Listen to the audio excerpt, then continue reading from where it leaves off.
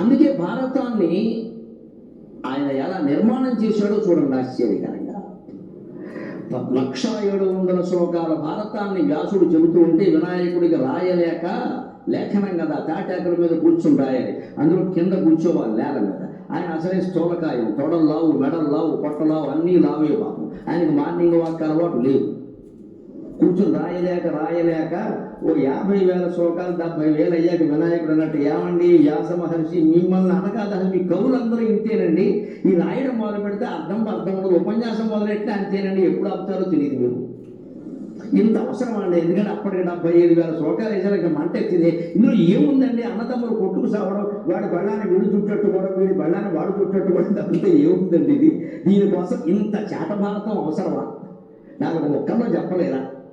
కొంచెం సంక్షిప్తంగా చెప్పొచ్చు కదా అంటే, వినాయక కాస్త కష్టపడరాయి, 3/4 అయిపోయింది, 3 వంతులు అయిపోయింది, ఇంకొంచెం ఉంది, నీకు తెలియదయ్యా, నీకు తెలియదు. కలియుగంలో మానవులకి ఇంత పెద్దగా చెప్పి ఇన్నిసార్లు చెప్తే కూడా ఎక్కడం కష్టమయ్యా, ఈ మాత్రం చెక్కకపోతే అసలే ఎక్కదయ్యా. మనకి ఇన్ని గ్రంథాలు ఉండి కూడా ఇంకా మన ప్రవర్తనలో మార్పు రావట్లా. లేక చక్కగా ఇంత ఉపన్యాసం వినేసి మీరు వెళ్ళేటప్పుడు చక్కగా దులిపేసుకుని వెళ్ళిపోతారు. నేను అంతకంటే దులిపేసుకుని వెళ్ళిపోతాను. నా సొమ్ము పోయింది, మళ్ళీ 6:30 అయ్యేసరికి మళ్ళీ విజయవాడలో పొన్నమే ఘాట్లో నాకు ఇంకో ప్రసంగం ఉంది, నా గొడవ నాది. ఇది ఫస్ట్ షో, అది సెకండ్ షో అయిపోయిందంటే ఇక్కడ ఇది అక్కడ శ్రీకృష్ణదండకం మీద ప్రసంగం, కళాపూర్ణోదయంలో పింగళ సూర్యుల కృష్ణదండకం రాస్తాడు, ఆ కృష్ణదండకం మీద అక్కడ ప్రసంగం. నేను కృష్ణదండకం చదివే శుభ్రంగా నేను వెళ్ళిపోతాను. శుభ్రంగా నాకు ఇచ్చిన పారదర్శకాలు లెక్కెట్టుకుంటూ దండ లెక్కెట్టుకుంటూ మేము వెళ్ళిపోతాం. మా సొమ్మెం పోయింది, వీళ్ళు కూడా దులిపేసి వెళ్ళిపోతారు. నేను దులిపేశా, మీరు దులిపేశారు. వ్యాసుడు ఏమనుకుంటాడు, అంతా దులిపేస్తున్నారు అబ్బాయి, ఎవరు మొత్తం ఆచరించేవాళ్ళు అనుకుంటాడు. మొత్తం గ్రంథానికి పట్టినటువంటి దౌర్భాగ్యం ఇదే. వినేవాళ్ళు ఉన్నారు, చెప్పేవాళ్ళు ఉన్నారు, లేనిదల్లా చేసేవాళ్ళమ్మ, ఆచరించేవాళ్ళు లేరు. ఆ ఆచరణ దృక్పథాన్ని మనం పెంపొందించుకోవాలి. అందుకని వినాయక నీకు తెలియదు, లక్ష చెప్పాల్సిందే, నా దారికి అడ్డు రాసుకో అన్నట్టు. ఇవి రాస్తూ అప్పుడు కూడా వినాయకుడు మాట లేదండి, అసలు మీ కవులకు పెద్ద ఇబ్బంది అండి, పద్య కవిత్వం రాసిన ఇంతే, వచన కవిత్వం రాసిన పేజీలు రాసేస్తారు, ఉంటే పని లేక 2 ముక్కల్లో చెప్పలేరు. మొత్తం భారతం సారాంశం అంతా ఒక శ్లోకంలో చెప్పాలట, అదో పరీక్ష.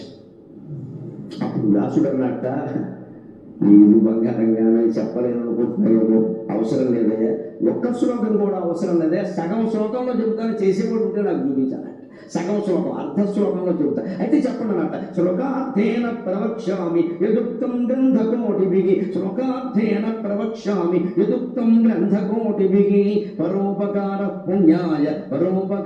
పుణ్యాయ పాపాయ పరపీడనం అని సారాంశప్రాయంగా చెప్పాడు. శ్లోకార్థేన ప్రవక్ష్యామి యదుక్తం గ్రంథకోటిభిః, మొత్తం గ్రంథాలు, 1,000 గ్రంథాలు, 4 వేదాలు, 6 శాస్త్రాలు, 18 పురాణాలు, 108 ఉపనిషత్తులు, 10 ముఖ్యమైనటువంటి ఉపనిషత్తులు, 54 ఉప పురాణాలు, రామాయణ భారతాలు, ఇతిహాసాలు, 1000 సంస్కృత కావ్యాలు, 1000 తెలుగు కావ్యాలు, ఇన్ని చెప్పిన మాట సారాంశాన్ని మొత్తం ఒక్క శ్లోకం కాదు వినాయక, సగం శ్లోకంలో చెప్తున్నా. సగం శ్లోకం చెప్పాడు. ఏమిటి? శ్లోకాధ్యయన ప్రవక్ష్యం యదుక్తం గ్రంథకోటిభిః, 1,000 గ్రంథాలు చెప్పేదా సగం శ్లోకంలో చెప్తున్నా, ఇంకా చెప్పాలా, ఆ మిగిలిన సగంలో చెప్తాడు అనమాట. పరోపకార పుణ్యాయ పాపాయ పరపీడనం, ఇతరులకు ఉపకారం చేయడం పుణ్యం, ఇతరులకు అపకారం చేయడం పాపం. ఈ ఒక్క విషయము తెలిసి ఆచరించగలిగే వాళ్ళు ఉంటే నేను ఇంకా గ్రంథాలు రాయక్కర్లేదు అన్నాడు. అందుకే భారత కథ నిర్మాణం అలా చేశాడు. మీరు ఆశ్చర్యకరంగా ప్రణాళిక అలా ఉంటుంది. మనం మాట్లాడితే ఒట్టి నాలిక, వ్యాసునిది ప్రణాళికాబద్ధంగా ఉంటుంది. భారతమేనా అంతే, భాగవతమేనా అంతే. ఆ ప్రణాళిక గమనించండి. భారతం కథ దేంతో మొదలైందో తెలుసిన ఆది పర్వంలో ఒక కుక్కకి జరిగిన అవమానంతో మొదలైంది. జనమేజయుడు యాగం చేస్తున్నాడు. ఆ యాగం దగ్గరికి ఒక కుక్క వచ్చింది. యజ్ఞం జరిగే చోట కుక్క వస్తే ఎలాగండి, కంగారుగా ఉంటుంది కదా, ఏం ముట్టుకుంటుందో ఏమిటో, అపవిత్రం అయిపోతాయి. మనుషుల్నే అందరినీ రానివ్వరు. మీరు శుభ్రంగా ఉన్నారని అడుగుతారు, కుక్కను ఎలా రాణిస్తారండి? వచ్చేసింది, దానికి తెలుసు ఆ యజ్ఞం అని, అదే దాని గొడవ, అది వచ్చేసింది.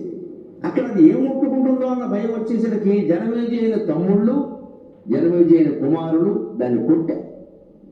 అది ఏడ్చుకుంటూ దాని తల్లి దగ్గరికి వెళ్ళింది, నన్ను అన్యాయంగా దండించారు అని. దాని తల్లి పేరు సరమ. అది దేవసుని, దేవతల కుక్క అయినా కుక్క ఒకే, దాని బుద్ధే. అది సరమ, దీని పేరు సారమేయ, సరమ కుమార్తె కాబట్టి సారమేయ. ఈ కుక్కను కొట్టారు. అది పెట్టి తల్లితో చెప్పింది. వెంటనే ఆ కాలంలో పరిపాలనా విధానాన్ని గమనించండి. ఆ తల్లి కుక్క సభలోకి వచ్చిందండి, నిండు సభలోకి. నా కూతురు ఎందుకు కొట్టావు మహారాజా, సంజయిషి చెప్పు. అది ఆ కాలం. ఒక కుక్కని కొట్టడాన్ని కూడా గొప్ప నేరంగా భావించేది ఆనాటి సంస్కృతి. ఇవాళ మనుషులను దోచుడు కన్నా అడిగేవాళ్ళు, పైగా అడిగిన వాళ్ళు లేపేస్తారు ముందే. కుక్క వచ్చి అడిగితే జనమేజయుడు ఒక్కసారి ఏమిటి నేను ఎవరు కొట్టారు అంటే కొడుకులు చెప్పారు. మరి అవును, మరి ఇక్కడ వచ్చావు కొట్టారు, తింటుందేమో అనుకున్నారు, ముట్టుకుంటారు. అప్పుడు అది వాదించిందండి. దాని తరఫున అదే వకాల్తా, స్వయం న్యాయవాది, మళ్ళీ న్యాయవాదిని పెట్టుకోలేదు. వాదించింది తల్లి కుక్క. నిజమే, మేము కుక్కరం, మేమేదో ఆశిస్తాం, ముట్టుకుంటాం. అక్కడికి దగ్గరికి వెళ్ళి మేము ముట్టుకున్నప్పుడు పట్టారు, కానీ ఇంకా యజ్ఞశాలలో ప్రవేశించకుండానే ఆవరణలో ఉండగానే మమ్మల్ని ఎందుకు కొట్టారు? అసలు అదిలిస్తే పారిపోతాం కదా, కొట్టాలా మమ్మల్ని? అంచేత నీ కొడుకులు తప్పు చేశారు, నీ బావమరుదులు తప్పు చేశారు అని ఆ కుక్క జనమేజయుడికి శాపం ఇచ్చిందండి. ఒక్క మాట, కుక్క శాపం. కుక్కకి జరిగిన అవమానం కాబట్టి కుక్క శాపం ఇచ్చి తగునిది తగదని సభలో భగవక పేదవారల జగ్గును తగసీయు దుర్వినీతులకు అగు నిర్నిమిత్తాగమంబులకు అశుభంబులు భయంబులు అగు నిర్నిమిత్తాగమంబులకు భయంబులు తగునిది తగదని ఎదలో వగవక సాధులకు పేదవారలకు ఎగ్గును తగసీయు దుర్వినీతులకు అగు అనిమిత్తాగమంబులైన భయంబులు. ఇది తగును, ఇది తగదు అని ఆలోచించకుండా పేదవాళ్ళకి, బలహీన వర్గాల వాళ్ళకి, ముఖ్యంగా జంతువులకి, అమాయక భోగ ప్రాణులకి ఎవరు అపకారం తలపెడతారో వారికి అకారణ భయాలు కలుగుతాయి అని ఒక్క అరుపు అరిచి కుక్క విడిపోయింది. తర్వాతే జనమేజయుడు సర్పయాగం చేశాడు.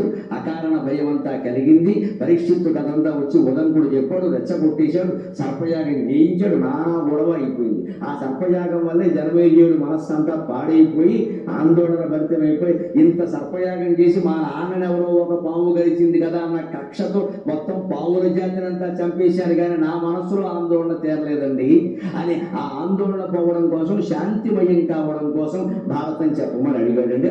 అందుకోసం భారతం చెప్పవలసి వచ్చింది. ఇది వ్యాసుని ప్రణాళిక. ఒక కథని, చరిత్రని కథగా చెప్పడానికి ఇంత ప్రణాళిక ఉందండి ఆయనకి.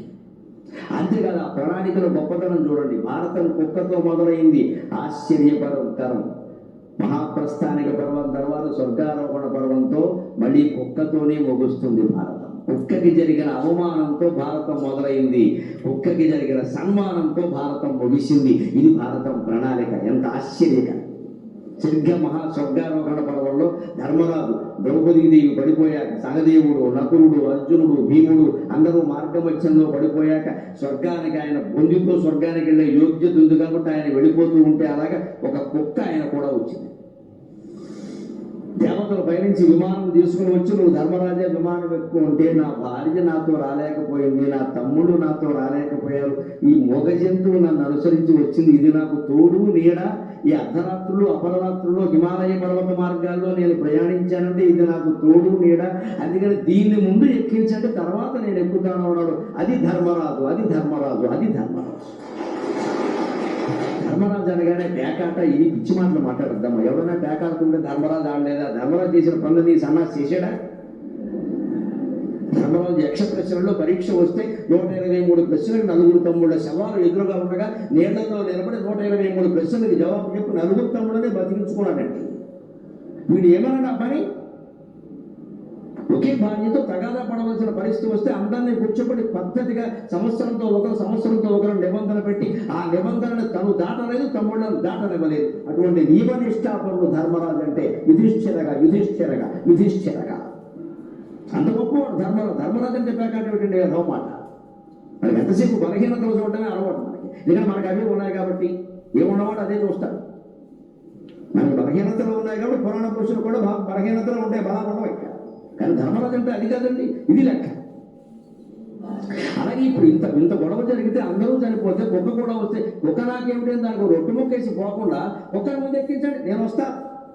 ఆ అప్పుడు దేవేంద్రుడు దిగొచ్చాడు, కుక్క రూపంలో ఉన్న యమధర్మరాజు కూడా వచ్చాడు. నేను చివరి పరీక్ష పెట్టానయ్యా, నువ్వు శరీరంతో స్వర్గానికి రాగలవో లేదో అని. యక్ష ప్రశ్నలో ఒక పరీక్ష పెట్టా, ఇప్పుడు మరొక పరీక్ష పెట్టా. అన్ని పరీక్షలలో నెగ్గావు. క్వార్టర్లీ, హాఫ్ ఇయర్లీ, యాన్యువల్ పరీక్షలు అన్నింటిలో నువ్వే నెగ్గావు. ధర్మరాజా జయోస్తు జయోస్తు అని ఆశీర్వదించాడు. ఇది భారతం ప్రణాళిక. జీవితంలో ప్రతి ఘట్టం ఒక పరీక్ష. మనం నెగ్గాలి నెగ్గాలి, భగవద్గీత ఆధారంగా నెగ్గాలి, వ్యాస సాహిత్యం ఆధారంగా నెగ్గాలి. అందుకోసం భగవద్గీత